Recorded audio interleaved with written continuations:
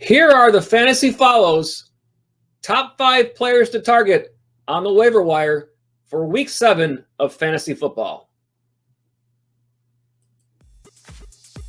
The top player to target this week is Boston Scott, running back for the Philadelphia Eagles. Scott currently rostered in 14% of all leagues. Now, Eagles running back Miles Sanders was banged up in week 6 and is expected to miss 1, possibly 2 weeks. And Philadelphia plays on Thursday night this week, so it's even a shorter turnaround. It's expected that Scott will be the next man up, although he will not likely be the only back who gets work if Sanders does miss. However, in week 1, when Sanders was out due to injury, Scott outtouched Corey Clement 11-8 and outsnapped him 38-25. So even if it likely is some kind of split, you would expect Scott to be on the good side of it. Now, the run of the next 4 games for Philadelphia: the Giants, then Dallas, then a bye, then the Giants again. New York is allowing the 13th most fantasy points to the running back spot, and Dallas 16th. So if you do get Scott for 2 games or even 1, some decent matchups to go with. Now, in his Monday press conference, head coach Doug Peterson, he would not commit to Sanders actually missing time, but Miles did not practice in the Tuesday practice, and in his Monday press conference, Peterson did talk about the running back prospects if Sanders does miss this game on Thursday. I think, yeah. If hopefully Miles is okay and he's available, but Boston, Corey, Huntley are the guys that would be in that running back by committee, so to speak. Would be our next move. Obviously, Killins is an opportunity as well. It would just depend on the rest of the roster, as you know, to get him up.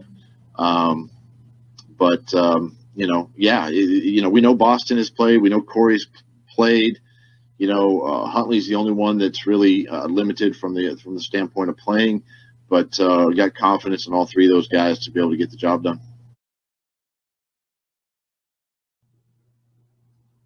Here are the rest of the top 5. And listen, this was really close for me this week between number 1 and number 2. I ultimately put Scott at 1 because I feel like he's probably a little more likely to comfortably feel like he's going to get the majority of the workload there in week 7.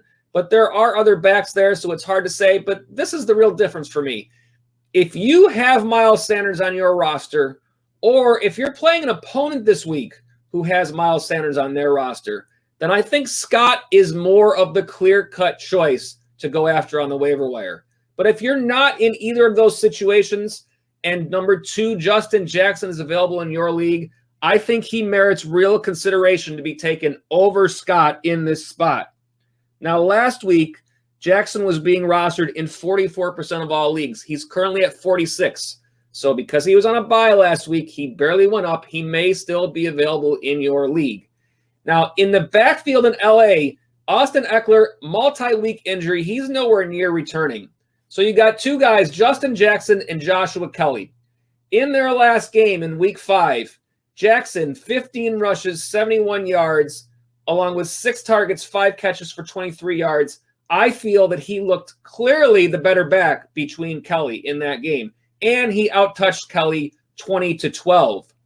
Now, the run of games for Jackson, the next 4, Jacksonville, Denver, Las Vegas, and then Miami. Jacksonville currently giving up the 8th most fantasy points to the running back spot. Denver is the fewest, but then the Raiders 4 and Miami 7. So again, a really nice run in the games that you can still expect Jackson to be getting a good share of the work there. So I think he definitely merits consideration as number 1 this week. At number 3, I've got Chase Claypool from the Pittsburgh Steelers. Claypool currently rostered in 49% of all leagues. So for purposes of the waiver wire targets, I only talk about players that are rostered in under 50%. So he barely still fits this category.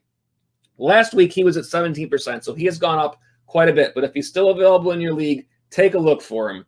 Now, it was 18.1 fantasy points in week 6 for Claypool. That was 4 targets, 4 catches, 74 yards, 1 touchdown.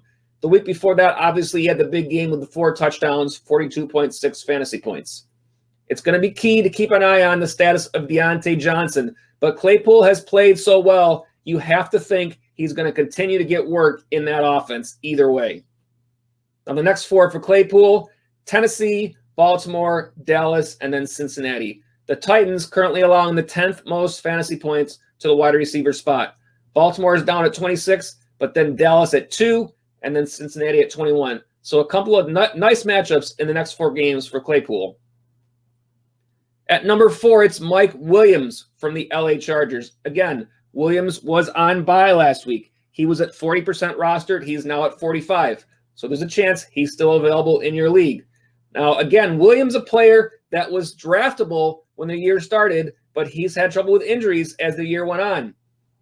In his last game in week 5, 8 targets, 5 catches, 109 yards, 2 touchdowns against the Saints. And they were, again, on bye last week. So he's had more time to rest up and be healthy for this next run, which is nice. Jacksonville, Denver, Raiders, Miami. Obviously the same run as Jackson. Different numbers being the wide receiver spot. Jacksonville allowing the 13th most fantasy points to wide receivers. Denver 6. The Raiders 18. Miami 14. So a nice run of 4 games for Williams as well. He's certainly playable, and he's certainly worth targeting on the waiver wire this week.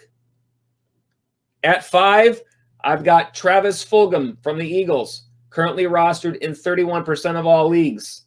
Now, with all the injuries in Philadelphia, Fulgham has been seeing a nice workload. Last week, 10 targets, 6 catches, 75 yards, and a touchdown for a total of 19.5 fantasy points. He's had 23 targets over the last 2 weeks and has scored a touchdown each of the last 3 games. Now, you're going to want to obviously monitor the status of their injured players, and that's Deshaun Jackson and Alshon Jeffrey. Every week, it keeps sounding like they're closer to playing, but they have not yet. And the next 4 games for Fulgham: the Giants, Dallas, a bye, and then back to the Giants again. New York allowing the 12th most fantasy points to the wide receiver spot, and Dallas allowing the 2nd most fantasy points to the wide receiver spot. So not only because of injuries is Fulgham a good player to add, but a great run of games ahead.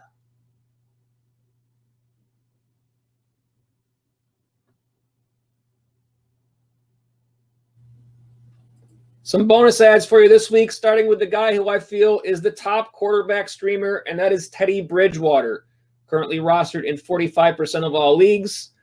This week on bye, you've got Baltimore, Miami, Minnesota, Indianapolis. So the only one of those 4 probably you might be affected by would be Baltimore and Lamar Jackson. So perhaps Teddy Bridgewater is a guy you can go out and stream in Jackson's absence. Now, last week, it was a little bit of a rough week. 11.44 fantasy points, 216 yards passing, no touchdowns, and 2 picks versus the Bears. We knew that was going to be a tougher matchup. The previous 2 weeks for Bridgewater, he averaged 24.03 fantasy points. And the next 4 games for Carolina: New Orleans, Atlanta, Kansas City, Tampa Bay. New Orleans currently allowing the 4th most fantasy points to the quarterback spot, and Atlanta the most. Kansas City down at 22, Tampa Bay down at 29. So you've got 2 consecutive nice matchups for Bridgewater if you want to use him as a streamer. Next, Henry Ruggs, wide receiver for the Raiders, currently rostered in 47% of all leagues. Las Vegas was on bye last week, so perhaps he is still available in your league. In their last game in week 5, it was 118 yards and a touchdown for Ruggs. Only had 3 targets, 2 catches, but it was his first week back from injury, so you expect this rookie to continue to progress in that offense. Christian Kirk, wide receiver from the Cardinals, currently rostered in 39% of all leagues. Kirk had a real nice game on Monday Night Football, 22.6 fantasy points. Again, only 3 targets and 2 catches, but it was 86 yards and 2 touchdowns. Now, Kyler Murray only threw 24 pass attempts in this game, so obviously the targets were going to be a little bit lower. The run of games for Kirk: next week, Seattle, then a bye, then Miami, then Buffalo. The Seahawks currently allowing the most fantasy points to the wide receiver position. Miami is at 14 and Buffalo is at 17. So clearly, for this next game, a great matchup for Christian Kirk. And Dallas Goedert, tight end for the Eagles, currently rostered in 41% of all leagues. Goddard has been on IR, is eligible to return, and expected to be back this week, especially since Zach Ertz is now injured and expected to miss 3 to 4 weeks. Now, Ertz saw 10 targets last week, didn't do much with them, but there's going to be opportunity there for Goddard, especially if he's fully healthy. The next 4 weeks for Philadelphia, the Giants, Dallas, then a bye, then the Giants again. Not great numbers. New York allowing the second fewest fantasy points to the tight end spot. Dallas, the 7th most. But if you're streaming tight ends, you know how difficult this is. So to have Goddard there when he's been pretty good the games that he's played, this is a definite potential player to look for.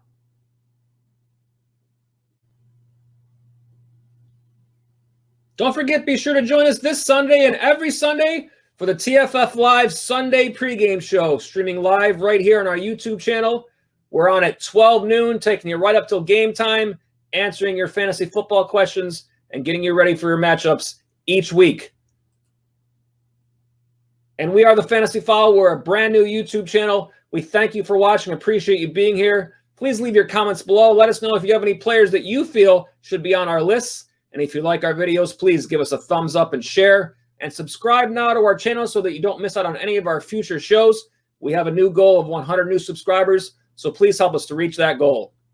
You can also reach us on Twitter at the Fantasy Follow, and that's fantasy spelled FNTSY.